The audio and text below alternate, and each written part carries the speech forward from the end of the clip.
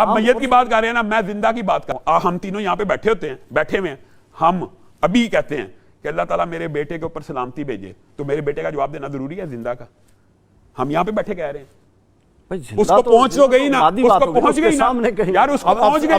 Doctor साहब एक सवाल, अगर वैसे मैं आपसे जनरल पूछता हूं, ये कोई इतराज या तानो तशनी नहीं है, रूह का जमीन पे वापस आना इस फलसफे से साबित क्या होता है? नहीं, मैं ये कहता हूं इससे आप क्या साबित करना चाहते हैं? अब मुझे एक बात बताएं, शहीद है, शहीद को अल्लाह ने कहा कि मुर्दा ना कहो, तुम्हारे ईमान में नहीं आ सकता, वो मुर्दा नहीं है, उसको कहना भी, उसको मुर्दा वो है भी नहीं, और उसको अल्लाह ने ये भी कहा ना कि तुम्हारे गुमान में बात नहीं आ सकती, उसको मुर्दा कहना भी जायज नहीं है। लेकिन क्या वो दुनियावी तौर पे हुक्म मैयत में है कि जिंदा में? आप बताएं। हुक्म मैयत में। हाँ, अब क्योंकि उसकी बीवी निकाह कर, क्योंकि उसकी बीवी ने निकाह करना है। अब वो जुमेरात को गा रहा है, बीवी ने निकाह किसी और से किया हुआ है, तो रात की रूह उसकी आई, भाई वो तो रूह आई है ना, वो खुद। आप मुझे एक बात बताएं, यही कह रहा हूं, रूह आई है, रूह आई है। अब देखिए रूह आई है, उसको तकलीफ दी जा रही है। मौत जब आ गई किसी को और उसको गुस्ल दिया जा रहा है, उसको कफन पहनाया जा रहा है, क्या मुर्दे को ये एहसास होता है कि मेरे साथ ये हो रहा है? बिस्मिल्लाहिर्रहमानिर्रहीम।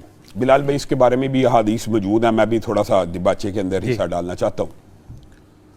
गाफिल समझे मौत को इख्तिताम ज़िंदगी है, ये शाम ज़िंदगी सुबह दवाम ज़िंदगी। हम ये समझते हैं कि मौत आई तो ज़िंदगी खत्म, हालांकि अगर कुरान पाक के आप मुख्तलिफ आयात का जायज़ा लें, मिन अय्यि शैइन खलक़ा मिन नुत्फ़तिन खलक़हु फ़क़द्दरा सुम्मा सबीला यस्सरा सुम्मा अमातहु फ़अक़बरा सुम्मा इज़ा शाअ अंशरा। अल्लाह ने लाइफ की सारी स्टेजेस को, बल्कि उससे कबल को भी बयान कर दिया, उसकी कबल की स्टेजेस को भी बयान कर। हल अता अलल इंसानी हीनुम मिनद दहर लम यकुन शैय्यन मज़कूरा। इंसान के ऊपर एक लम्हा ऐसा भी था कि जिस्म कोई नहीं था लेकिन रूह मौजूद थी। वो अलस्त का वाक़या कुरान पाक में पूरे का पूरा मौजूद है, आलम अरवाह का। फिर जिस्म में एक कतरे की शक्ल में मुंतकिल हुआ, फिर अल्लाह ताला ज़मीन पे लेके आया और फिर वो ज़िंदगी गुजारता रहा यहाँ तक कि मौत तक पहुँच गया। फिर जो भाई ने आयत पढ़ी, कुल्लु नफ्सिन ज़ाइक़तुल मौत, बेशक मौत से डरना मोमिन की शान नहीं है, लेकिन रसूलुल्लाह सल्लल्लाहु अलैहि वसल्लम ने एक बात ज़रूर की है कि तुम में से सबसे अक्लमंद वही है जो मौत को सबसे ज़्यादा याद रखता है। तुम में से सबसे याद रखने और डरने में फर्क है। हाँ, याद रखने और डरने में फर्क है। उलाइकल अकियास का हदीस में जिक्र है, बल्कि अक्लमंद है ही वही जो मौत को याद रखता है। अब अमूमी तौर पे हम जब मौत की बात करते हैं, मौलवियों के तबके की, हमारे तीनों का मसाइल एक ही है, तो लोग कहते हैं यार हर वक्त मौत, हर वक्त अज़ाबे कब्र, हर वक्त डराना। अल्लाह के बंदो, अगर हम ये बात नहीं करेंगे तो मौत नहीं आनी, फिर भी आनी है। मौत तो फिर भी आनी है। और ये एक ऐसी हकीकत है बिलाल भाई, पूरी दुनिया के मज़ाहिबों और गैर मज़ाहिबों, गैर मज़हब वाला भी अल्लाह को माने या ना माने मौत को मानता है। और मैं आपको एक बात कहना चाहता हूँ, कायनात में अगर मौत से पाक अल्लाह रब्बुल इज़्ज़त ने कोई शख्सियत बनाई होती तो वो आमिना के लाल हज़रत मोहम्मद रसूलुल्लाह सल्लल्लाहु अलैहि वसल्लम होते। लेकिन वो क्या कह रहे हैं, ये जो शाह साहब ने बात की है ना, इन्ना लिल मौति सकारात, ये बात सच है।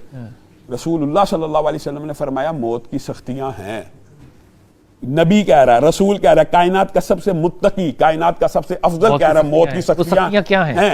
हाँ, पसीना आना, बीमारी का, वो जो कांटों पे से चादर का खींचना है, वो मिसाल ठीक है। वो बहरहाल उसके लिए दो हदीसें अलग अलग मौजूद है कि बंदा मोमिन की जो रूह है ना, वो ऐसे निकलती है जैसे पानी बशकीज़े से निकल जाता है। लेकिन उससे कबल की बीमारी की तकलीफ है, इन्ना लिल मौति सकरात, रसूलुल्लाह सल्लल्लाहु अलैहि वसल्लम ने कहा मौत की तकलीफें हैं। और जो आपने पेशानी की बात की है ना, ये भी हदीस सही है कि बंदा मोमिन की मौत पेशानी के पसीने से आती है। और ये हदीस भी सही है जिसकी तरफ आपने इशारा किया है कि रूह जो निकलती है वो हलक से निकलती है। पाँव सबसे पहले मुर्दा होते हैं, ये रूह निकलना शुरू हुई, रसूलुल्लाह सल्लल्लाहु अलैहि वसल्लम ने फरमाया जब मुंह से निकलती है तो आंखें उसका ताक़ुब करती हैं। गोया मौत बुनियादी तौर पर रूह और जिस्म के आपस में ये अलहदा होने का नाम है। जब रूह थी हाली, जिस्म मौजूद नहीं था, हमारा शऊर कम था। आलम अरवाह का आपको मुझे याद नहीं, लेकिन सैयदना अली ने कहा था चूंकि कुरान में आयत आ गई तो मुझे याद भी है। गोया वो ईमान था।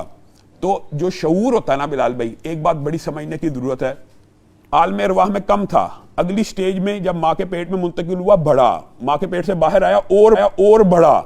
और ये बात हकीकत है, उलमाए मुहद्दिसीन ने ये बात लिखी है कि जब मौत की घाटी आएगी ना, शऊर इससे बढ़ेगा। आलम बरज़ख की जो बात की है वो आलम बरज़ख में मुंतकिल हुआ, शऊर बढ़ना मर रहा होता है। मैं जानना चाह रहा हूँ, जब शख्स कोई मर रहा होता है, क्या उस वक्त उसको ये सारी होश होती है कि मेरा शऊर बढ़ गया? बिल्कुल। रसूलुल्लाह सल्लल्लाहु अलैहि वसल्लम की वो देख रहा होता है, जान रहा होता है। आयत है, कुरान की आयत है, 3 आयत है बल्कि, लेकिन बात तवील हो जाएगी। रसूलुल्लाह सल्लल्लाहु अलैहि वसल्लम ने फरमाया जिस वक्त मौत की घड़ी आती है तो दाएं और बाएं फरिश्तों की कितारें लग जाती है, दाएं साइड पे नेकी के और बाएं साइड पे बुराई के।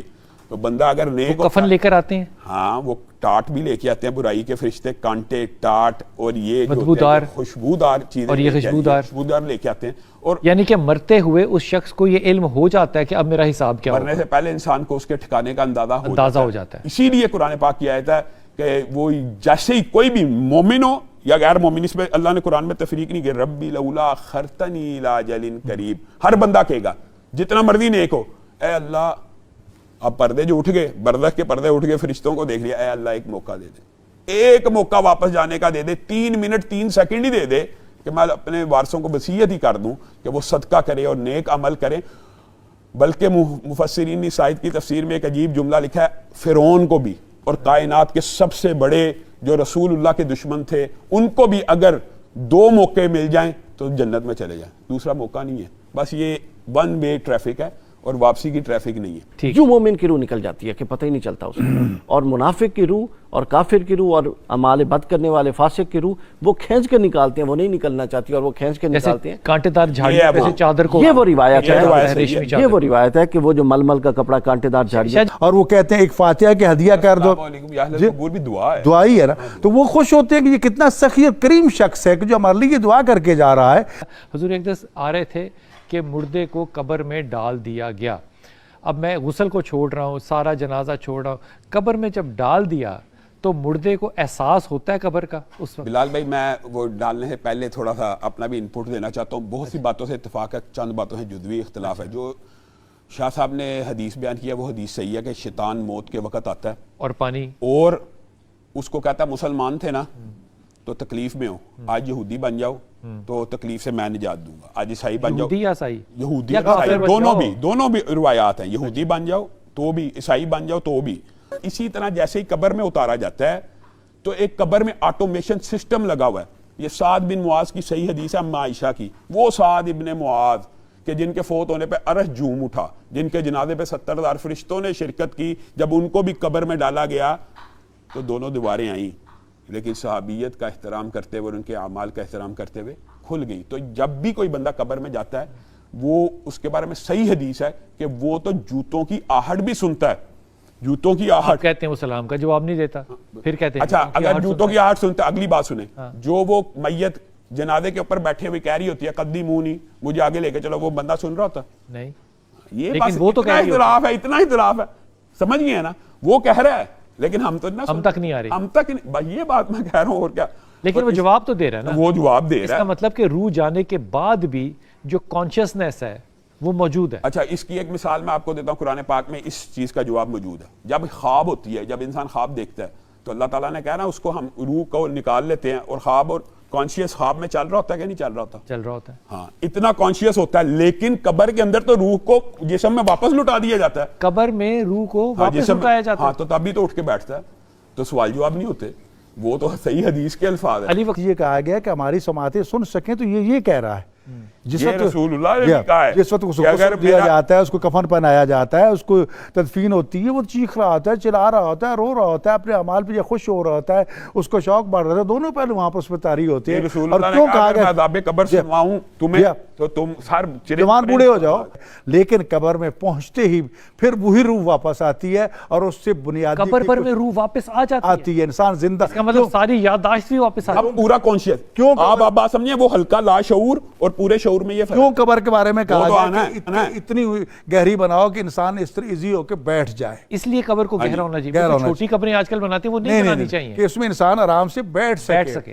तो कब्र की इजाजत है, हाँ, बगली कब्र की, लेकिन उसमें भी ये कहा गया ना कि बगली सच्ची मुच्ची उठ के बैठेगा। बिल्कुल बैठेगा, क्यों नहीं बैठेगा? तो बगली कब्र में कैसे बैठेगा? बगली कब्र भी ऐसे ही कहा गया ना, उसको इतना गहरा अल्लाह ताला ने जितनी खुली बगल से इनकार तो नहीं किया गया ना। मतलब ये रूहानी बात नहीं है कि कब्र खुली हो जाएगी और वो बैठेगा। ये अब आपके अपने बनाने का तरीका है, एक आपने बगली वाला दिया, एक ये, अब रह गया मामला अगला, पूरा कमरा कब्र बना दो, जी, जैसे फिरौनों के दौर में बनते थे उनकी जी, इतनी तो, थी। लेकिन ये जो कहा गया कबर जो है कारों में कोहरे जाना जहन्नम के गलों में इसका पर बिलाल पीस के भाई, रख देगी, उसको दुनियावी रख आंख देगी। वो मुशाहदा नहीं कर सकेगी उसको नहीं, उनके बैठ मैं के तो सिर्फ ये मैं जानना आपका- चाह रहा मैं आपका हूँ सवाल जब समझ अगर गया उसको कहना है- मसलक के बारे में पहला सवाल नहीं होना। नहीं, बस रब कौन तेरा रसूल? अल्लाह अच्छा, वैसे ही पूछ लिया मैंने। बिलाल भाई, इसके जो आपके अमाल जहन में जो सवाल- है, हाँ, इसके- जो आपका जहन में सवाल आ रहा है सिर्फ वो जवाब देना चाहता हूँ। अगर आप ये समझते हैं कि उठ के बैठेगा और उसका मुशाहिदा हम कर सकते हैं तो नहीं। नहीं, नहीं, हम नहीं मुशाहिदा हाँ, कर हाँ, सकते। हाँ, वो उठ के बैठेगा। वो तो देखो, मुशाहिदा जी, कर जी, सकते। बिल्कुल, मेनूना ये बिल- बात, बस ये बात वो मेनूना बिल- समझ गए? ये नहीं है कि मैयत को यहाँ पे लिटा दें और हम तजर्बा करें कि रूह आई है तो उठ के बैठेगा नहीं। देखिए ये हम नहीं देख सकते। हम नहीं, हम वो नहीं- बैठेगा।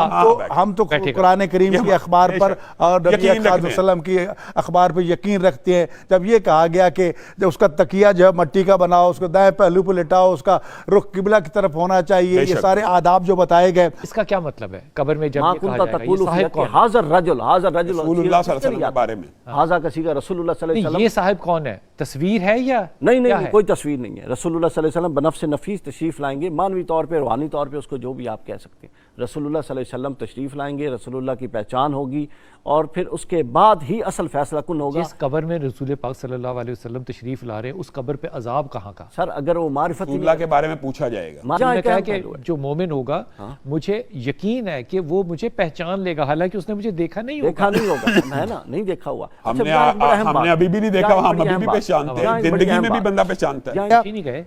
पूछे गए, पूछे जाए। बिलाल भाई, वो तो पूछे जो गए। बंदा नमाज असर के लिए खड़ा पूछे होगा ना, गए। उसको ये कहा जाएगा नम का नौमतिल उरूस। पूछा गया ये पूछा पूछा गया। नमाज के लिए खड़ा हुआ तो बख्शा गया। जी, लेकिन असल सवाल जवाब जो है वो रोज़े क़यामत है। मैं कहता एक सवाल और भी पैदा हुआ मुआशरे में और मैं बड़ा हैरान होता हूँ। देखें आज सवाल क्या पैदा होता है? सवाल ये लोग करते हैं कि अज़ाब कब्र होता भी है कि नहीं। कुछ लोग ऐसे मुआशरे में मौजूद हैं जो अज़ाब कब्र ही के मुनकर हैं। अजाब कब्र जो है ये हिसाब किताब है। ये सवाल अलग है। आलम अज़ाब कब्र के बरज़ख एक हवाले अलग से चीज़ है। ये जो अज़ाब कब्र है ना, इससे भी बंदा मोमिन के कई मरतबा अल्लाह ताला गुनाह माफ करता माफ रहता कर है, देता है। माफ करता रहता है हत्ता कि वो हशर के दिन तक पाक हो जाए। मैं सिर्फ चंद बातें इस वाले यानी कि अजाब कब्र मिले, अज़ाब कब्र मिलने से भी गुनाह माफ होते हैं। आखिरी दिन यौम मुमकिन है हिसाब उस को दिन जन्नत में चला जन्नत जाए। अगर में इजाजत चला दे तो मैं एक जुमला यहाँ कहना चाहता हूँ जी। डॉक्टर माजरत के साथ। मोमिन की जो बीमारी है ना, जी, वो वो भी भी उसके लिए वो भी उसके गुनाहों का कफारा है। कफारा है। जी, बिलाल भाई, बुनियादी तौर पे कुरान पाक की आयत, मैं कहता हूँ ऑडियंस को खुद आयत नंबर 93 सूरत नाम की पढ़नी चाहिए। वलौ तरा इज़ ज़ालिमून फी गमरातिल मौत।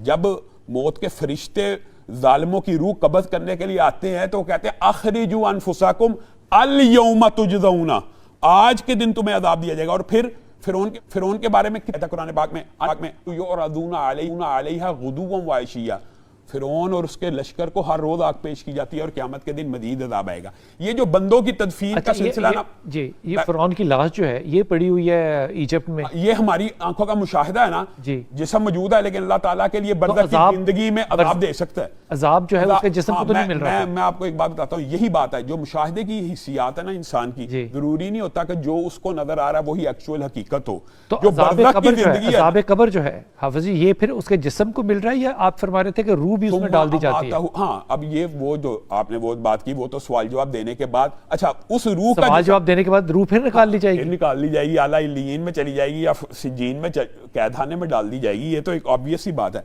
लेकिन मैं ये कहता हूँ वो जो रूह का डालना भी है, क्या वो जिंदगी इस दुनिया की जिंदगी है? नहीं, ये बात समझने की जरूरत, नुक्ता इख्तिलाफ है, वो फिर भी बरज़ख ही है, वो बरज़ख ही रहना। बरज़ख एक जगह है जो कि उस बरज़ख बुनियादी तौर पे मौत के बाद की जिंदगी के मराहिल को कहते हैं। तदफीन से रोज़े क़यामत तक का जान का जितना भी वक़्त है बरज़ख है। और हमें नहीं पता वो कहाँ पर है। और एक बात मैं जरूर कहना चाहता नहीं हूँ, पता है कहाँ पर है, ये पता नहीं कितना लंबा है, किसको कितना कितना लंबा। एक बात ये है कि अगर आप गौर करें इस सारे सब्जेक्ट में तो अल्लाह रब्बुल इज़्ज़त की दीगर जो कुरान की आयत हैं, आप हैरान रह जाएंगे। चलें, ये बंदे तो दफन होते गए, सारे बंदे चले मर गए, सारे बंदों की तदफीन होगी, तो क्या उसके बाद फरिश्तों की मौत नहीं आनी? फरिश्तों की मौत एक ऐसी चीज़ है, कुल्लु नफ्सिन ज़ाइक़तुल मौत। फरिश्ते पहले दूसरे सातवें आसमान की बाद रवायात ज़ईफ़ भी हैं लेकिन मफ़हूमन दुरुस्त हैं। हत्ता के 4 मुकर्रम मलाइका को भी मौत आ जाती है। और फिर कुरान की आयत है कुल्लु शैइन हालिकुन। मुहद्दिसीन और मुफस्सिरीन ने यहाँ पे पता क्या लिखा है? फरिश्तों की अमवात के बाद ऐसे ऐसे फरिश्ते हैं बिलाल भाई, अगर आसमान पे सजदा करें तो आसमान की चूल्हे हिलना शुरू होती है। इतने बड़े बड़े फरिश्ते हैं, उनको भी मौत आ जानी है। और उनकी मौत देने के बाद कुल्लू शैइन हालिक, उनका जो तर्जुमा ट्रांसलेशन तशरीह किया ना मुफस्सिरीन ने, वो ये किया दीगर आयात से कि अल्लाह ताला ने सिर्फ जिंदा हर जिंदा को मौत नहीं देनी, बल्कि जितनी अशिया पैदा की हैं सबको तलपट कर देना है। सबको तलपट करने के बाद अल्लाह रब्बुल इज्जत कुरान पाक में कहते हैं उस दिन अल्लाह रब्बुल इज्जत कहेगा लिमनिल मुल्कुल यौम, लिमनिल मुल्कुल यौम, और खुद जवाब देगा लिल्लाहिल वाहिदिल कहार, आज बादशाही किसकी है। दुनिया में उस वक्त कोई मखलूक नहीं होगी और कोई इस सल्तनत नहीं होगी, और अल्लाह ताला पुकार के कह रहा होगा। क्या मुतलकन रूह को अजाब होगा, क्या मुतलक जिस्म को होगा, या दोनों को होगा, या क्या जिस्म और रूह के मजमूए को होगा। जी फिरौन वाली मिसाल आपके सामने, जो लोग डूब जाते हैं, मछलियां खा जाती हैं, उनकी मिसाल उनको क्या होगा, उनकी कब्र है, मछली कब्र है, हवा में उड़ जाते हैं। कि ये मामला समझा नहीं जा सकता, समझा नहीं समझा जा सकता नहीं, उस तरह कुल्लियतन नहीं समझा जा सकता। हाँ, शोहदा की जिंदगी की मौत को, अब देखे ना, शोहदा तो जिंदा है, कुरान उनको मुर्दा कहने से भी मना करता है, लेकिन उनको रिस्क भी पहुंचता है। अब दूसरी तरफ उन पर वो मामलात और अहवाल भी जारी हैं, तो लिहाजा ये चीज़ के कालम में उनकी रूहें कि जो होता है अहले सुन्ना का जो इजमाई मौक़िफ़ है, उसके नज़दीक जो अजाब और सवाब है वो रूह और जिस्म के मजमूए पर है, और इसके अंदर रूह और जिस्म के मजमूए पर है। हाँ, जो इसका मतलब ये हुआ जिस्मानी तकलीफ भी फील करता है। हाँ, और जो इसका मतलब रूह जो दी जाती है वो तो दी जाती है जब तक 3 सवाल नहीं हुए। जी, उसके बाद है, सब कुछ उसके बाद है, सब कुछ उसके बाद है। तो रूह फिर मौजूद रहेगी कब्र के अंदर? सर वो रूह आएगी, सवाल जवाब होंगे, तो वो मामला शुरू हो जाएंगे ना। रूह सा उसके साथ एक ऐसा ताल्लुक रहेगा, ताल्लुक रहेगा या रूह रहेगी? नहीं सर, रूह भी ताल्लुक रहेगा। ख्वाब में अगर बंदा सोया उसको तकलीफ नहीं होती। देखिए ना, आलम ख्वाब आप देखते हैं जी, ठीक है, अन्नौम वखुल मौत, आप ख्वाब देखते हैं, ये कुरान की आयत भी है। आप मुर्दा तो नहीं होते, लेकिन आप वो हर शय बीत रही होती है, आप डर भी रहे होते हैं, आप एहसास खुशी भी महसूस कर रहे होते हैं। में चोट लगे तो चोट लगती है। तो मुर्दा आपके ख्याल में मुर्दा उससे ख्वाब देख रहा होगा? आलम बरज़ख को समझने के लिए ख्वाब, आलम बरज़ख दुनिया से भी ज्यादा दुनिया के अंदर। मैं तो अज़ाब कब्र समझना चाह रहा हूँ कि अज़ाब कब्र आप फरमा रहे हैं कि रूह के साथ होगी, जिस्म और शऊर रूह के साथ है। उल्टा भी करें, उल्टा भी कर जुड़ने से ताल्लुक, नेमतों का तलज़्ज़ुज़। एक सेकंड, ये बात तो समझ लेना पूरी। शऊर जिस्म के साथ जुड़ने से ताल्लुक है, एक तो ये बात। कब्र में फिर रूह मौजूद है? रूह मौजूद है, बिल्कुल। इसका मतलब सवाल का जवाब मिलना चाहिए कि सलाम का जवाब है होगा। बिल्कुल नहीं, जवाब तो रूह जो है उसमें भाई नहीं, मुझे एक बात है, ये रूह के खिलाफ अकल है। एक तो ये है कि हदीस में मौजूद है कि हर शब जुमा अरवाह जो है वो अपने अहले खाना के यहाँ आती हैं, देखती हैं कि हमारे लिए क्या कुछ नहीं होगी, लेकिन बहरहाल मैं अपनी बात कर रहा हूँ। हम इस तस्वर को बातिल करार दे दें कि सलाम तो अब फेल अबस तो खुदा नहीं चाहते, हम फेल अबस थोड़ी समझते हैं। अब देखिए, हम तो ये कहते हैं ये दुआ है, अब दुआ तो हर जगह पहुंच जाती है। अब सवाल तो जब सलाम का जवाब जिसे आ जाए तो ये तलब रहमत है। नहीं, मुझे एक बात बताएं, जब हम किसी के लिए बददुआ करते हैं तो बात दुआ का पहुंचती है ना, पहुंचती है ना। हाँ जी, तो अब फिर सलाम भी पहुंचता है ना। मैं तो यही कह रहा हूं, मैं तो सिर्फ पहुंचने का बात है। अब मैं जवाब की बात करें, आप जवाब देना जरूरी नहीं है कि हर बात का जवाब भी हो। ये तो दुआ, आप पहुंचने की बात तक तो मान गए। बात ये हम कहते हैं कि नहीं, जो खुदा के मुकर्रब बंदे वो जवाब भी देते हैं, अगर ना ये फेल अबस होगा, फेल अबस करने का ये कहां से साबित होता है कि जवाब देने से पहले अबस खत्म? पहले अबस है ना, अगर आप खाली सलाम अलैकुम रहमत कर क्या फायदा, जवाब ही नहीं मिलना। तो तुम पे सलामती करे, ओहो, तो हम किसी के लिए भी कह सकते हैं, उसका वापस जवाब देना लाजिम। इसका मतलब दुनिया में भी आप किसी को सलाम करें तो उसका जवाब देना लाजिम नहीं है क्या? नहीं, देखिए मैं इधर बैठा हूं, मैं आपको अल्लाह ताला देखिए सलाम सुन्नत है ना, लेकिन मेरे पर जवाब देना वाजिब है। मैं कहता हूं, मैं मैयत की बात नहीं, मैं जिंदा की बात करता हूं। एक मिसाल जो आपने मिसाल दी है, सिर्फ 1 मिनट, सिर्फ 1 मिनट यार बात करने के अंदर जो अल्फाज और सीगों का इंतखाब है वो उर्फ के मुताबिक। एक बात बताता हूं, आप मैयत की बात कर रहे हैं ना, मैं जिंदा की बात कर रहा हूं। हम तीनों यहाँ पे बैठे हुए हैं, हम अभी कहते हैं कि अल्लाह ताला मेरे बेटे के ऊपर सलामती भेजे, तो मेरे बेटे का जवाब देना जरूरी है जिंदा का? हम यहाँ पे बैठे कह रहे हैं, उसको पहुंच तो गई ना, उसको पहुंच गई ना यार, उसको पहुंच गई। अब मेरी बात सुनो, आपने कलिमात को देखे, मेरे अल्लाह मेरे बेटे पे सलामती अस्सलामु अलैहि अला इब्नी, हां अल्लाह भेज रहा है ना, वहां तो हम अस्सलामु अलैकुम व रहमतुल्लाह, बिलाल आप पे मेरा सलाम, वो सामने बैठा मुखातिब करके उसको मैं कह रहा हूं, जवाब दूं उसमें फर्क आ जाता है। जब खिताब आ जाए, खिताब का जवाब देना जरूरी होगा। सामने बैठे हुए नहीं, हाँ तो ठीक है ना। तो मैं तो यही बात समझाने की कोशिश कर रहा हूं कि अगर जिंदा भी पीछे घर में बैठा हो तो उसके ऊपर कह रहा है हमें वो शऊर ना जवाब देना वाजिब नहीं है, जो मैयत के ऊपर कैसे वाजिब? तो कब्रिस्तान में जाके क्यों कर रहे हैं? फिर घर में वो फेल अबस हुआ ना कब्रिस्तान में, अल्लाह ताला तुम्हारे ऊपर सलामती करे, हम उनसे जवाब की तवक्को रखते हैं। आप कह रहे हैं कि यहाँ पे मुझे एक बात बताएं, हम उनको जवाब की तवक्को रख के सलाम उनके ऊपर दुआ भेज, अभी तक तो यही कर रहे थे। एक बात बताएं, चलें अभी इन्होंने बात की, बिलाल भाई एक और दिन नबी अल्लाह बिज़ने अहले नबी के घर में उनकी इजाज़त को बगैर दाखिल ना हो, आज भी घर वही क्या आयत खत्म हो गई है। हम ये कायल हैं, तो फिर कायल है, उसका मतलब ये है कि मुझे एक बात बताएं, शहीद है, शहीद को अल्लाह ने कहा कि मुर्दा ना कहो। हाँ, तुम्हारे ईमान में नहीं आ सकता, वो मुर्दा नहीं है, उसको कहना भी, उसको मुर्दा वो है भी नहीं, और उसको अल्लाह ने ये भी कहा ना कि तुम्हारे गुमान गुमान में गुमान बात नहीं, नहीं आ लेकिन सकती, उसको मुर्दा सूरत कहना भी जायज नहीं है। ठीक। लेकिन क्या वो दुनियावी तौर पे हुक्म मैयत में है कि जिंदा में, आप बताइए। हुक्म मैयत में, हाँ, अब क्योंकि उसकी बीवी निकाह कर क्योंकि सकती है। उसकी बीवी ने निकाह करना है। अब वो जुमेरात को गा रहा है, बीवी ने निकाह किसी और से किया हुआ है, हाँ, तो जुमेरात की रूह उसकी आई। भाई वो तो रूह आई है ना, वो खुद आप मुझे एक बात बताएं, यही कह रहा हूं, रूह आई है, रूह आई है। अब देखिए रूह आई है, उसको अज़ियत और तकलीफ दी जा रही है।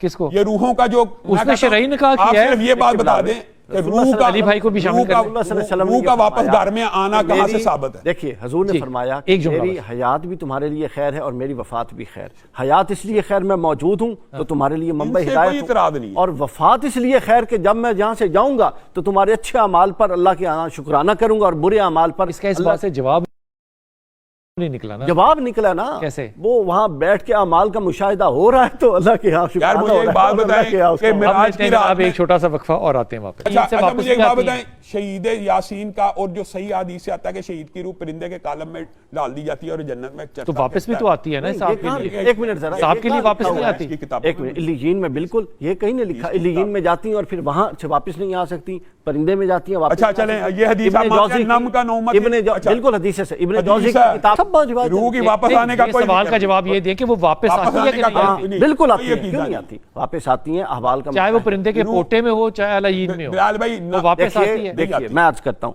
उसके अंदर यह है कि जब सवालों जवाब पूरे हो जाते हैं तो फिर अगर वो जवाब दे दे तो उसके बाएं तरफ से खिड़की खोली जाती है जहन्नुम की, और कहा जाता है कि अगर तू जवाब न देता तो ये तेरा ठिकाना था, अब तेरा ठिकाना ये, दाएं तरफ खेली जाती है, और कहा जाता है कि अब तू जन्नत की सैर कर, और उसके बाद उसकी रूह को नहीं, वो सैर बगैर अच्छा, रूह के बिलाल भाई, करेगा। अगला अगला रूह के जुमला साथ भी होगा। पूछिए। ये तो बताएं अगला ना, जुमला रूह के भी साथ क्या है? होगा हदीस ना। का अगला जुमला क्या है?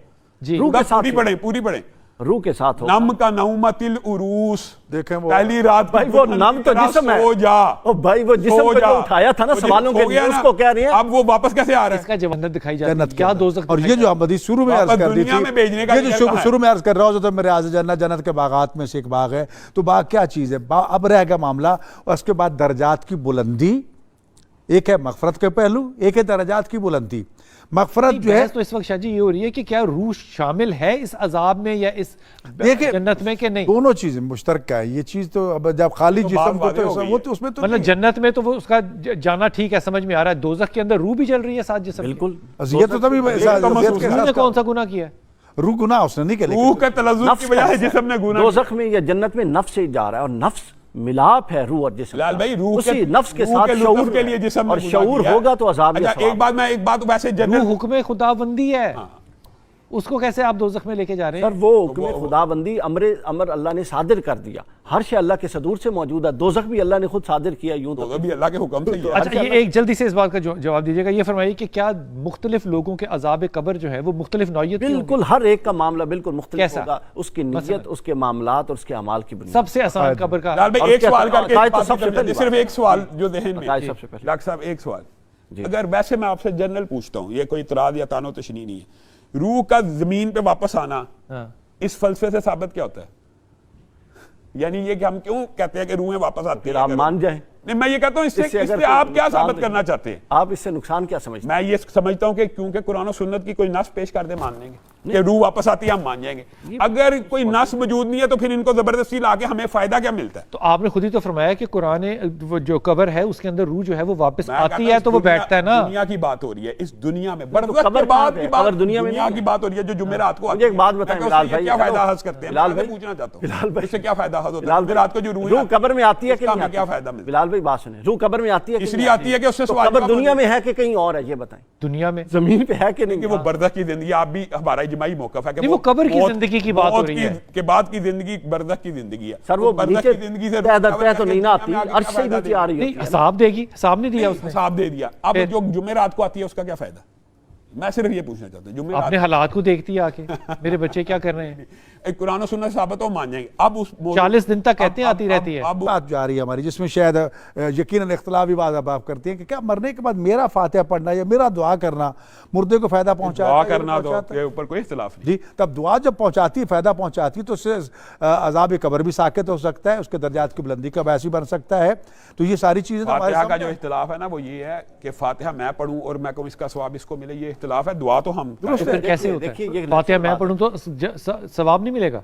अब मैं कहूं कि मैंने ये नेक जो अमल किया, इसका हदीस सवाब में उसको कि मिले। नेक औलाद तो जो फिर हम कैसे मिलता है? हाँ, दुआ से। कि अल्लाह ताला उसकी मगफिरत फरमा दे। तो ये दुआ नहीं मांगी जा सकती कि जो मैंने फातिहा पहुंचे इसका सवाब उसको मिले? सदका जारिया, मैं आपको औलाद साले, औलाद ये चीजें, इन चीजों के हम कायल हैं। तो फिर कायल बात वही है ना, मैं तो औलाद यही कह रहा हूं, ये काम औलाद साले करे, सवाब उनको इख्तिलाफ सिर्फ जुज़वी है। देखिए, हम साले आपको सवाब एक ऐसी हम माली सदका कोई सारा भी मैयत नेक की काम तरफ से आप करने करें का आपको कोई भी माली आवाज़ नहीं आ सदका। रही। आप कोई भी नेक काम करें, उस नेक काम से एक अजर जनरेट होता है। हाँ, आप मेहनत नेक करते हैं, औलाद उससे आपको नेक कमाई करे तो होती है। बनेगा। वो कमाई मैं जेब में रख लूं या मैं कहूं यार ये आप भी थोड़ा सा ले। यार, माली सदके का तो डॉक्टर साहब एक मिनट, इख्तिलाफ ही अब नहीं। उसमें ये है तो किस चीज का इख्तिलाफ है?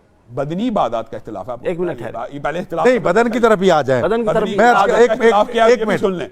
डॉक्टर साहब, मैं इख्तिलाफ खोलना चाहिए। अच्छा, हमारे मैं बात मुकम्मल माली कर रहा हूं। सदका मैयत की तरफ से, दोस्त की तरफ से, किसी भी मैयत की तरफ से करना जायज है। मेरा सवाल, लेकिन मैं ये कहूं कि मैं कुरान पढ़ रहा हूं और ये कुरान मैं तुझे पहुंचा रहा हूं, ऐ दोस्त, मैं तुझे बख्श रहा हूं। मुझे सवाल के पहुंचना। मुझे ये नहीं पहुंचता। मैं हज बदल के लिए जाता हूँ, जी, वो क्या उसमें होगा? माली सदका भी शामिल है ना, इसलिए जायज ये है। क्या वो हदीस से मैं साबित उसकी है। कज़ा नमाजें मेरे जिम्मे है, बेटे बड़े हाँ, बेटे के कज़ा जिम्मे है। नमाजें नहीं है, ये हमारे ये इख्तिलाफ है ना, इख्तिलाफ समझना तो चाहिए। कज़ा नमाजें हैं, तो यार नमाज़ें क्या हम नहीं समझते उसके जिम्मे खुम्स व ज़कात वाजिब अदा नहीं तो किया? सारे लोग फातिहा पढ़ते हैं, ये कोई नहीं पहुंचती पहुंचती आपके यकीनन ख्याल में? पहुंचती। हमारे नजदीक में इन्होंने जो बात की ना, देखें, इन्होंने फातिहा कहा पहुंचती है कि नहीं हाजिम पहुंचती? अमेरिका पहुंचता है, इन्होंने कहा अल्लाह या सद काले मौत ये, अगर गाली फातिहा पहुंचती पहुंचती है कि नहीं? नहीं? एक मिनट, फातिहा नहीं पहुंचती। अपने कोई चीज आप कह के मैयत को पहुंच जाए, ये नहीं पहुंचनी। हाँ, जो चीजें कुरान और सुन्नत से साबित है, तो वो अल्लाह के रसूल ने जो कहा था कि तूने जिस तरह उधार देना, अगर तू देता तो वो निकल जाता है, इसलिए तो जो उनके लिए करेगा वो उन तक पहुंचेगा। तो वो क्या था? वो माली सदका की बात है। इसके वो लिए माली सदका है। माली सदका। इसके तो लिए भी नस इन्होंने है। बात की है मतलब नमाज फातिहा की। पढ़ने की इस कोई नमाज जरूरत की नहीं इन- है। बाप आपके यहाँ फातिहा पढ़ने की कोई जरूरत नहीं हमारे है। नजदीक दुआ उसके मुतबादिल है ना। हम तो नहीं, फातिहा पढ़ने की अच्छा, कोई- अब इख्तिलाफ से हम तो फातिहा दुआ मानते हैं या हम- नहीं? हाँ, हम डॉक्टर साहब, मैं फातिहा सब- को, अब बात ये जो इनके सवाल के ये आप तो फातिहा को मानते हैं, दुआ इसलिए आमीन कहते हैं। हम फातिहा को दुआ की इब्तदाइया मानते हैं। ये देखिए, मेरी ये बात बात समझ सुनिए, रहे? देखें, अभी यानी दुआ हम कहते हैं, दुआ से कबल फातिहा और दुरूद पढ़ना चाहिए और फिर दुआ करनी चाहिए। अभी हम इस शाम चीज़ भाई पे फरमा अच्छा, रहे जो हैं। दुआ मांगी जा रही है, एक सेकंड, जो उर्दू में दुआ मांगी जा रही है उससे पहले आपने सूरह फातिहा और दुरूद पढ़ना है, ठीक है ना? अब सूरह फातिहा और दुरूद आप पढ़ रहे हैं और उसके बाद आप उर्दू में दुआ मांग रहे हैं, तो आप कह रहे अरबी हैं में मांग लें। उर्दू वाली पहुंच आप अरबी जाती में है, मांग लें। वो जो आपने अरबी वाली पढ़ी है वो नहीं पहुंचती। वो ये उसके क्या अंदर मतलब है? उसके अंदर आप क्या कह रहे हैं? इहदिनस सिरातल मुस्तकीम, अल्लाह मुझे सीधा रास्ता दिखा, बात सुनिए। कि उसको सीधा रास्ता दिखा। अपने लिए अजर लिया है, एक मिनट देना। अपने लिए अजर अपने लिए लिया, कह रहे हैं, हाँ। अपने लिए कह रहे हैं कि उसके लिए कह रहे हैं। अपने लिए अजर लिया और उसको शामिल किया, ना आपके जर में देखिए, फर्क पड़ेगा, ये उसको पड़ेगा। पड़ेगा। इस अगर बारीक अगर बात को- अगर अगर आप ये श्याम भाई इस पे सुनिए। मानने को, अगर आप श्याम भाई, ईसाइयत के स्कूल, इसका मतलब रोजे को बख्शा नहीं जा अच्छा, सकता मुझे कि एक मैं बात अपने बता- रोजे किसी को मुझे बख्श एक बात बता, इस बारीक नहीं फर्क को बख्शा जाएगा। कायम करने के अगर लिए आप भी तो इस नस दरकार कुल्लिये पे है। आए तो वो कहाँ से रसूलुल्लाह आ की नेकियां पूरी उम्मत को जन्नत अपनी में मर्जी देंगे। है। देखिए, ये क्या बात श्याम हुई? भाई, रसूलुल्लाह के मैं अपना अजर पूरी उम्मत में बांटता हूं, तो कोई एक बताएं गुनाहगार अल्लाह बाकी ताला के रसूल की रहमत ने तो सारी उम्मत को वाकई बख्शवाना है, इसमें क्या है? हजरत फातिमा और फुप्पो को क्या कहा कि अमल का मैदान गर्म करना, ये ना सब वो इसलिए था कि अमल छूट ना जाए, वो अलग बात समझिए। ये कुलिया लोगों को कभी नहीं बताना चाहिए कि किसी का अमल बताना चाहिए। किसी का अल्लाह के रसूल ने कहा ला इलाहा इल्लल्लाह जिसने पढ़ा वो जन्नत में जाएगा। भाई बताएं, नहीं बताना है, क्यों नहीं बताना? बताना है। मैंने ये नहीं कहा, मैं इस अच्छा, चीज़ बात का तो सुनिए इनकार नहीं है। मैं ये कह रहा हूं कि आप नेकी का काम करें और आप मिसाल दे रहे हो नमाज नहीं फिर मैं दुआ पढ़ता हूँ कि ऐ अल्लाह, ये मैंने नेकी का अमल किया है, मैंने जो इससे अजर हासिल किया है, इस अजर में मेरे माँ बाप को भी शामिल कर। माँ बाप तो वैसे ये ही दुआ हो शामिल गई। होते हैं, माँ बाप तो वैसे ही शामिल ये होते हैं। दुआ हो गई ना, दुआ भी करें। तो इसमें औलाद कोई साले को जो फासला कहा गया कि औलाद साले जो जो मर्जी का करे, है, तो वो सर। किस, मैं तो फर्द, मेरा बाप अलग है, मैं अलग, वो एक जान है। नहीं, अलग है। तो मैं दुआ करूं, नेकी मैं कर रहा हूं, उनका बेटा होके सवाब उनको मिल रहा है, बख्शिश इसलिए उनकी कि समा उन्होंने हो रही आपकी है। तरबियत की है ना, ठीक- आप दुआ ठीक है, कर रहे हैं। तो ठीक तो है। बात वही आगे, तो जहाँ तो पर फाते नहीं पहुंच रही, आप उस्ताद दुआ पहुंच रही है। हम हजारों औलाद तालिब कह दिया। हजारों दुआ तालिबों पहुंच को रही। पढ़ाते हैं, औलाद शागिर्द अगर साले- दुआ औलाद करते तो क्या साले है? कह दिया ना, सबका इत्तेफाक। अच्छा, अगर मैं ये औलाद दुआ साले मांगू कि जो अल्लाह काम ताला, करेगी उसका हिसाब। एक सेकंड, अगर मैं ये दुआ मांगू कि अल्लाह ताला जो फातिहा मैंने पढ़ी है, ये मैंने कुरान पढ़ा है, इसकी मैंने तिलावत की है, इसका अजर मेरे माँ बाप को दे, अब पहुंची। बिल्कुल पहुंची, क्यों नहीं आपको मैं आप कहता हूं- क्यों ठुक गए मैं हैं? कहता हूं- मैं अब कहता हूं मुझे एक बात इस तरह बताएं, अगर आप देखिए। पहुंचाना चाहते हैं तो वो भी सुन लेते हैं। देखिए, वो मेरी बात कैसे? सुनिए, वो इसके लिए- अली अली को भी शामिल बहुत- होने दे एक- बेचारे को। एक मिनट, अली तकसीम भाई, के एक लिए मिनट। वो बारीक, किया, इस बारीक अल्लाह तकसीम के लिए भी दोनों कोई की नहीं नस समझ आ चाहिए। रही। इस एक- बारीक तकसीम के लिए भी कोई नस मैं चाहिए, कहता हूं- दलील हाँ, मैं चाहिए, बताता हूं। जिसमें शाम भाई कह रहे हैं कि माली तो चली जाती है। देखिए, माली की नस्ल मौजूद है। औलाद क्या औलाद हसना नहीं है उसके अंदर? नेक औलाद, नास है। भाई ये नेक तो औलाद, नास है। एक मिनट, मैं तो नास को तो मानता हूं। जान अर्थ तो सुन ले, नेक औलाद है। अब आगे यहाँ तखसीस कहाँ पे है कि नेक औलाद ये करेगी तो इसका पहुंचेगा और ये अच्छा, करेगी मैं आपको इसका बताता हूं, नहीं गार वाला पहुंचेगा। वाक्य आपने जो पहुंचाना चाहते हैं ना, वो भी तीन सुन लें। पत्थरों वाला। 3 पत्थरों वाला गार, वो किस तरह पहुंचनी है? ऐ अल्लाह, अगर मैंने ये सूरत फातिहा आपकी रजा के लिए मैंने पढ़ी है, ऐ अल्लाह अगर आपकी रजा के लिए मैंने पढ़ी है तो मेरे वालिदैन को माफ कर दो, फिर तो नहीं, वो तीन जाहिर है अल्लाह की पत्थरों रजा की के लिए हर कैसे काम तो होता तीन है। पत्थरों में उन्होंने अपनी नेक अमाल का क्या वास्ता दिया? अल्लाह अगर हमने ये नेकी का अमल आपके लिए किया, ये नहीं है लिखा उसमें, यही है हदीस। ना ना ना, अगर ये ना लिखा उसमें हो, है मैं कि जिम्मेदार मैंने हूं। ये इन काम दोनों किया, से पूछ मुझे लें। इसके इवज बख्श दे। इन दोनों से पूछ लें, अगर उसमें ये जुमला ना हुआ मैं जिम्मेदार हूं, ए अल्लाह अगर मैंने ये नेकी आपकी रजा के लिए की है तो पत्थर पीछे हटाएं। ये तो यार नहीं ये कहा रजा इसने। वाली बात मेरे जहन में नहीं हाँ है। पूछ लें, हमारा इत्तेफाक मेरे- है ऐसे ही है। बुखारी शरीफ की लेकिन मेरी हदीस के बात ऊपर। सुनिए। बुखारी की, भाई मेरे कोई जहन ऐसा में। काम है जो अल्लाह की रजा के अलावा ही बंदा करता है? नहीं, यार अगर वो अल्लाह कुरान की जो रजा पढ़ रहा के है, लिए एक ना मिनट। किया होता तो वो दुआ करते सबसे बड़ा अल्लाह से इख्तलाफ क्यों? है ये कुरान खानी का सवाब नहीं पहुंचा। कुरान जो पढ़ रहा है वो अल्लाह की किताब ये समझ कहते के अल्लाह की रजा की इसका मतलब इनके यहाँ कुरान का भी सवाब जो है वो आप किसी को नहीं दे सकते। नहीं देखिए, वो दरमियान में इनके यहाँ कुछ ट्रांसमीटर्स का इशू है। चलो बहरहाल जी ये ना हम पहुंचाए ये हम नहीं आप तक हम पहुंचाते असल बात है जो इत्तेफाक है वो ये है कि कुरान पढ़ना सवाब है, नेकी है, वो इसको डायरेक्ट समझते हैं कि पहुंच जाता है। मैं 3 दफा कुल हु अल्लाह पढ़ी और मैं कहूँ या अल्लाह ये कुल हु अल्लाह की 3 दफा जो कुरान पढ़ा है ये मेरे मैयत फलां को पहुंच जाए, ऐसे नहीं है। ऐसे नहीं वैसे नहीं कह रहा ऐसे कि ही उसको पहुंच जाए, ऐसे नहीं पहुंचता। ऐसे ही पहुंचाते ना हैं। ना ना ना हाँ। ना। इसमें तरमीम करें, आप कहें कि जनाब मैंने 3 दफा पढ़ा है, 1 दफा सूरह फातिहा पढ़ी है, इसका जो अजर और सवाब हाँ। अल्लाह तूने मुझे दिया फलां को है, भी दे इसको दे। इसमें मेरे उसको माँ भी बाप को शरीक भी इसमें शामिल कर ले। माँ बाप की तो बात ना करें, वो चले किसी को शामिल किसी को कर ले। अच्छा, अब आप कहें जितने अमीर लोग हैं हाँ। वो करोड़ों रुपया देके कुल हु अल्लाह ही पढ़ाते रहे अब और मैं मरे इसका ना जवाब तो देता हूं। बख्शे अब सुन लें जी, मैं अच्छा, अगली सकता है बख्शे यार, जाए। एक मौजू की तरफ आपके मतलब की बात है, आपके मतलब अब सुन लें। मतलब हमारा अब ये कोई सुन नहीं लें, है। अब ये इन्होंने इंपॉर्टेंट बात की है, क्योंकि हर चीज़ में हमारे यहाँ गलू ज़रूरत से ज़्यादा आ चुका है। एक पॉइंट ज़हन में रख लें और हमारे सामने भी सुन लें, जो इसाले सवाब है ये रिलीफ ज़रूर है, लेकिन ये उस कुरान का और उस अमल का बदल नहीं है जो साहिब कब्र पर करना वाजिब है। इन्होंने कहा नमाज भी ये पढ़ी जा सकती है। नहीं नहीं, नमाज कज़ा जो है वो तो बच्चे कज़ा के एक ज़िम्मे अलग है। चीज़ है। एक बंदे ने कज़ा की सारी बात उम्र हाँ, नमाज ही जिम्मे नहीं होती है, पूछ लें। सारी उम्र नमाज़ उसने कज़ा। कुरान ही नहीं हाँ। पढ़ा। नमाज हज बदल है, कज़ा है, रोजे कज़ा अच्छे है, बदल कैसे यानी एक बंदा बेनमाजी फोत हो गया, उसके बच्चे नमाज पढ़ सकते हैं इनके यहाँ? उसके कज़ा नमाजी कज़ा नमाजें पढ़ सकते हैं। देख ले ये अब ये इसकी आपने वो नस इश्तिहार चाहिए नहीं देखे कि वो अब लेकिन इसका ये हरगिज़ मतलब नहीं है कि जानबूझ के नमाजें छोड़ता हाँ, जाए। इसका इसका ये मतलब नहीं है। आपके हरगिज़ यहाँ ये भी नहीं है कि- नमाज पढ़ी जा सकती है? क्या आपके यहाँ तो नहीं। कज़ा वालदैन की कज़ा नहीं पढ़ी नमाज जा की। सकती है, पढ़ी जा सकती है, बिल्कुल पढ़ी जा सकती है। क्यों नहीं पढ़ी जा सकती? अब सवाल ये ये है। देखें कि इसकी नास होनी चाहिए कि नहीं? अब ये बताएं, ये इबादत है ना? देखें वो वो जो दुआ रसूल के है। पास एक औरत आई थी, दुआ है। अगर वो मेरे बाप होता और उसने सदका सदका करना होता, माली इबादत हज करना का होता, तो नस मौजूद है। वो कहते हैं माली पहुंच जाती है जो आप यानी पैसा तो पहुंच जाता है, बाकी काम बाकी काम नहीं ये इस पहुंचता, पर- पैसा हम पहुंच ये जाता है। कहते हैं कि पैसे के जरिए जो इबादतें श्याम भाई बदली इस पर करवाई नस दे दें कि भाई पैसे वाली पहुंच हज जाती है, बदल दूसरे पैसे के साथ कराई जाती है ना। लाल भाई पैसे के साथ इस जो पर ये बदली नस दे दें इबादत कि जो माली इबादत है वो नमाज़ें पहुंच इजारे जाती की है और फिर। दूसरी रुक जाती है। बात खत्म। फिर इजारे की नमाजों की तरफ आ जाए। पेश करता हूं बताएं। कि जो बंदा किसी के लिए बेर कुआं खोदेगा, पानी का चश्मा शराब करेगा, वो उसका स्वाब पहुंचेगा, पहुंचता हदीस से जाएगा। सही है। सही है, बिल्कुल। मैं तो ये कह रहा हूं नसूस क्यों ये कहां नस पे नहीं? पेश करें कि मैं ये- अमली जो बदनी इबादत है उसका नहीं पहुंचेगा। मैं आपको बताता हूं हज की नस मौजूद है कि आपने शुभरमा के बारे में हज किया, जिनकी मौजूद नहीं है वो बताएं। वो आप यही बताएं। कह रहा हूं। हाँ, जो इबादत होती है ना हमारे उसकी- नजदीक बुनियादी इख्तिलाफी इसकी इख्तिलाफी बुनियाद पर नुक्ता भी कयास है। करते हुए बाकी सब मैं कोशिश बताता हूं, समझ में हमारे नहीं नजदीक इबादत तौकीफी है, ये भी हमारा एक इख्तिलाफ पाया जाता है। हमारे नजदीक मरने वाले के इबादत लिए आसानी पैदा करें, उसको पहुंचा दें नहीं जो बिलाल पहुंच भाई, रहा है। हमारे नजदीक इबादत की नस होना जरूरी है। ये तौकीफी तो वो ये हुआ ना,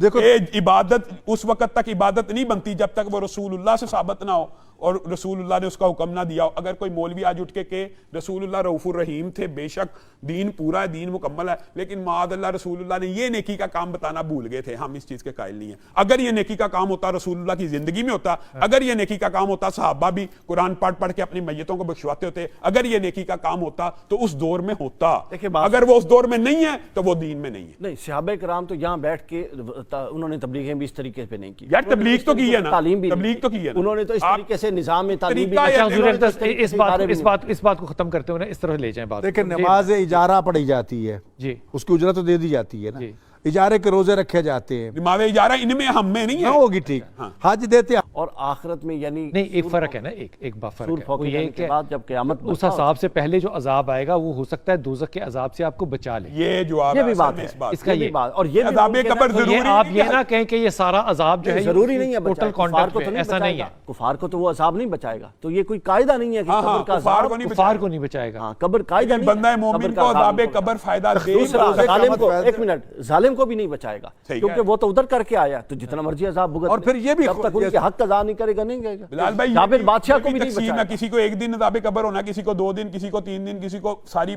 कब्र में, ये तो बंदा मोमिन के वो बंदा वहां हो या ना हो, उसको अज़ाब कब्र होगा, गुनाहों की वजह से ये उस बंदे को अज़ाब कब्र होगा। तो वहां से जो 7-7 मुर्दे निकलने हैं, 70-70 मुर्दे निकलने हैं, वो सारों को बराबर हो रहा आपके ख्याल में खलत मलत अल्लाह ताला के यहाँ हो जाता है? नहीं, रसूलुल्लाह सल्लल्लाहु अलैहि वसल्लम ने उस बंदे की हदीस इसीलिए बयान की कि एक बंदे ने ये सोचा कि अब मैं बड़ा बुरा हूँ और मैं मरने लगा हूँ, तो उसने कहा यार मेरी आग लगा देना, राख हवा में कफन चोर था वो, हवा में बखेर देना। तो अल्लाह ताला ने कहा राग बिखरी हुई को अल्लाह ने इकट्ठा करके कह दिया ये तूने क्या किया? उन्होंने कहा अल्लाह आपके सामने खड़ा होने से डर गया था, बस इस तो बात अल्लाह ने कहा मैं तुझे माफ करता हूं। तो अज़ाब कब्र का जो आपने सवाल पूछा, हमारे नजदीक क्या हमारा इस पे इजमाई मौक़िफ़ है कि जरूरी नहीं है कि जिसको अज़ाब कब्र हो उसको अज़ाब जहन्नुम भी हो सकता है वो अज़ाब कब्र भुगत के बख्शा जाए, हो सकता है एक दिन का भुगत के उसके पानी में डूबे हुए के लिए अज़ाब कब्र क्या है? उसके लिए कब्र जो है वो पानी है, पानी है। आग में जले हुए के लिए अज़ाब कब्र क्या है? मैं कहता हूँ कब्र एक नेक आदमी आग से जल सकता है, हाँ उसके लिए शहादत की बिशारत है, शहादत है। ये अच्छा ये बात भी समझने की जरूरत है। लोग समझते हैं शायद आग से जो जल गया वो बुरा ही होगा। रसूलुल्लाह सल्लल्लाहु अलैहि वसल्लम ने फरमाया जो आग से जले उसको जो रमजान में मर रहा है, जो रमजान में मरेगा, जो रमजान में मरेगा, क्या वो जन्नत में जाएगा? क्योंकि दोज़ख के दरवाजे तो ऐसी कोई ना कथी नहीं है कि कोई, लेकिन उसके ऊपर तखफीफ तो होगी ना, तखफीफ उसके पास तखफीफ होगी, 30 दिन नहीं खुड़की खुलनी दोज़ख की। हाँ इंशाल्लाह इंशाल्लाह ये लिखा इंशाल्लाह ज़न्नुल मोमिन खैरा, वो तौबा करके मरेगा जनाब इंशाल्लाह, खुदा उसको तौबा की तौफीक देगा। मन अत्ताइब कमन ला ज़ंब लहू, ज़माना की हालत में मरने वाला जन्नती है तो लिहाजा अल्लाह के दरवाज़ा हम तो कोई खोला है, ये नहीं है कि माह रमज़ान में मरेगा तो जन्नत में जाएगा। रोज़े रख रहा है, अल्लाह के हाजिरी लगवा रहा है। बाबा जो इबादतों का हक के वो हमसे अदा नहीं हो सकता। मौला अली अलैहिस्सलाम जैसा आबिद कह रहा है कि मेरे अल्लाह जितना तेरी इबादत करने का हक था वो अली अदा नहीं कर सका जी। तो बाबा हम तो वो मिसाल बनी, एक वाक़या जिक्र किया किसी ने कि एक आलिम दीन बड़ा जाहिद मुत्तकी परहेजगार बड़े खुशू खुशू नमाज़ें पढ़ता था, एक मुझ जैसा आया फटाफट 2 वुज़ू छट्टे मारे और 2 टकरे मार के भागने लगे। कहने किधर क्यों आया था? जो वैसे ही आया था, क्या किया? वैसे कुछ नहीं। अब वो कहने क्या करूँ नमाज मैंने भैया, उसने कहा ये नमाज, उसने कहा जी मैं हाजिरी लगवाने आया था बस। तो ये बात सुनकर घबरा गए। बात तो ठीक है यार, ये मेरी नमाजें जो खुशू खुजू चाहिए, जो तकवा चाहिए, जो जोहद चाहिए, वो तो हमसे अदा नहीं होता। दुनिया जाके हिसाब खाते से नमाज में आ जाते हैं। तो कम अज़ कम ये ज़मानत देने के मेरे अल्लाह हम तेरे मुजरिम नहीं है, नाफरमान नहीं है, सरकश नहीं है, हाजिरी के लिए हाजिर हो गए हैं। बाकी जितना तेरी इबादत खा के वो हमसे अदा नहीं हो सका, तू गफूर रहीम है, कबूल फरमा ले और माफ़ फरमा दे। बल्कि ये सही हदीस है, एक आदमी ने, मुत्तकी आदमी ने किसी शख्स के बारे में उसने बुराई की तो उसने कहा अल्लाह की कसम अल्लाह तुझे माफ़ नहीं करेगा।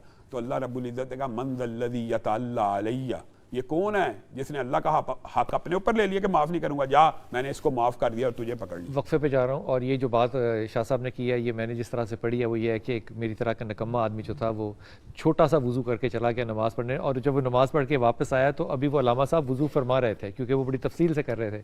तो उन्होंने कहा ये किस तरह की नमाज़ है? उसने कहा हुज़ूर नमाज तो आप अदा करेंगे जाके, मैं तो सिर्फ अल्लाह को सजदा करके ये बताने आया था कि मैं अभी तक बागी नहीं हुआ तेरे से। एक वक्फा लेते हैं, वापस आते हैं।